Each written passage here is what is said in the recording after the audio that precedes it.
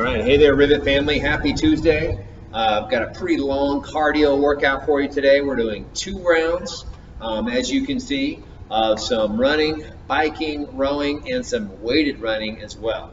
We're going to do 1 round, starts every 15 minutes. The goal is to get each round done in 12 minutes or less. Your score today is going to be your slower of the 2 rounds. So, time caps on each of these movements, or suggested time caps. Ideally, that first run, the 800-meter run, is going to take you 4 minutes or so, give or take, right around 4. Calories on the bike should take about 3 minutes. Calories on the row should take about 3 minutes or less, hopefully.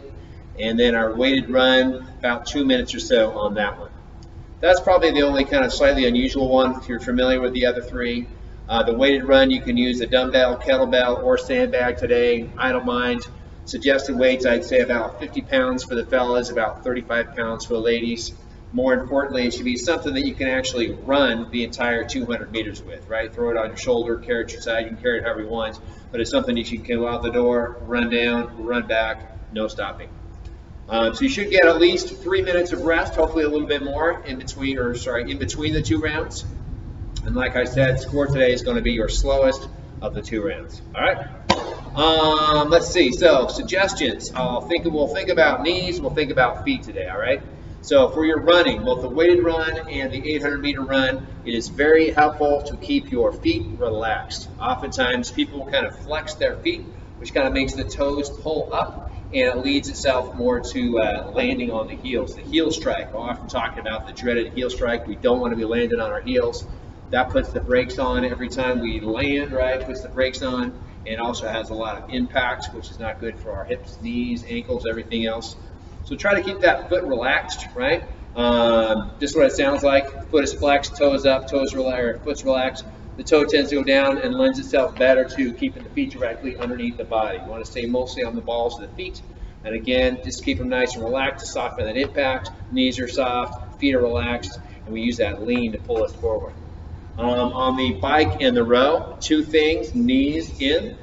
So when we squat, when we do Olympic lifting, a lot of times we focus on pressing the knees out to activate the hips. Both on the rower and the bike is actually better to make sure that knee stays in line with the rest of our joints, right? We want the ankle, the knee, and the hip in one straight line, right? We don't want the knees out on the rower. We want to have a nice big shove right there. Makes for much more power. Think about like crushing a can on the floor, or maybe kicking in a door, right? We wouldn't have that knee driving out to the side, have everything nice straight leg. Do this on both the bike and the rower for more efficiency. And then, what was the last thing? Oh yeah, heels.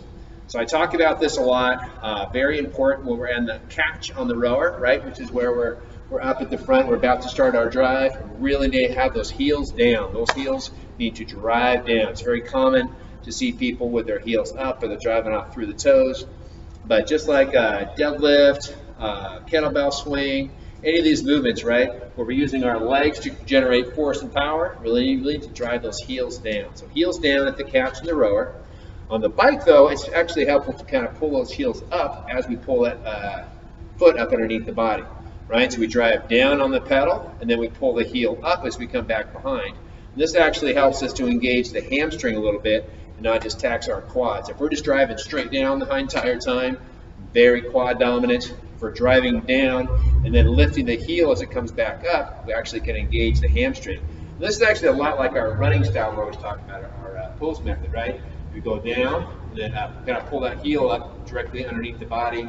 Should feel somewhat similar on the bike. All right, there's some tips for you. Have fun with this one, guys. Cardio piece, 2 rounds. Let's try to keep those rounds to 12 minutes or less. Slowest round goes on the board. All right, guys, have fun with this one.